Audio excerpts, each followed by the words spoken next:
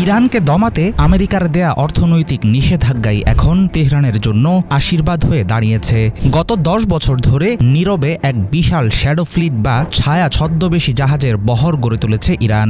এসব সমুদ্রগামী জাহাজ পশ্চিমা ব্যাংক বা বিমা ব্যবস্থার উপর নির্ভরশীল নয়। ফলে যুক্তরাষ্ট্র ও তার মিত্রদেশীয় জাহাজগুলো চড়া মূল্যের বিমা আর হামলার ভয়ে হরমুজ প্রণালী এড়িয়ে চলছে।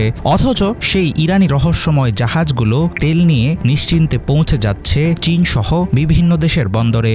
সব মিলিয়ে বিশ্লেষকেরা মনে করেন, দীর্ঘদিনের মার্কিন আধিপত্যের বিরুদ্ধে বড় চ্যালেঞ্জ ছুড়ে দিচ্ছে পারস্য উপসাগরের প্রবেশদ্বার হরমুজ প্রণালী ঘিরে ইরানের প্রতিরোধ কৌশল।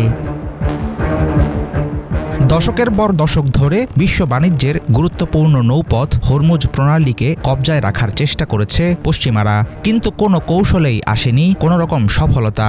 বর্তমানে ইরান তার ড্রোন এবং মিসাইল শক্তি দিয়ে এই জলপথের নিয়ন্ত্রণ পুরোপুরি নিজেদের হাতে রেখেছে। হরমুজ নিয়ে চলমান টানাপোড়েনে আন্তর্জাতিক জ্বালানি বাজারের ক্রমবর্ধমান উত্তাপ টের পাচ্ছে সাধারণ মানুষ। আমেরিকার দাবি, নিজেদের জ্বালানিতে তারা স্বয়ংসম্পূর্ণ, কিন্তু বিশ্ববাজারে তেলের দাম দেশের সীমানা মানে না। ফলে সংকটের চাপ যুক্তরাষ্ট্রের উপরও পড়ছে। তেল সংকটের এমন পরিস্থিতিতে চুপচাপ বসে নেই এশিয়ার দেশগুলো। বিপদ সামাল দিতে ইরানের সাথে সরাসরি যোগাযোগ শুরু করেছে ভারত ও পাকিস্তান। নিজেদের জাহাজ নিরাপদে হরমুজ পার করাতে শুরু করেছে দেন দরবার। এসব দেশ এখন আমেরিকার অনুমতির অপেক্ষা করছে না। চীন ও রাশিয়ার মতো রাষ্ট্রগুলোও ডলারের বদলে নিজেদের মুদ্রায় লেনদেন সেরে ফেলছে।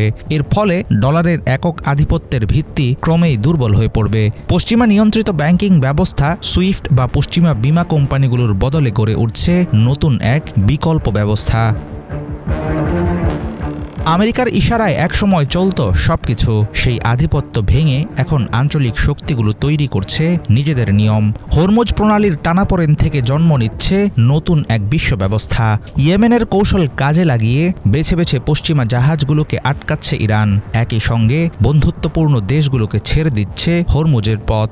ট্রাম্পের হুমকি উপেক্ষা করে আঞ্চলিক সমুদ্রে ইরান চালিয়ে যাচ্ছে নিজের রাজত্ব।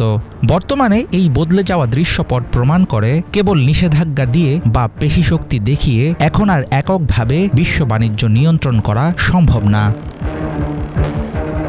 হাফিজুল ইসলাম, বাংলা ভিশন।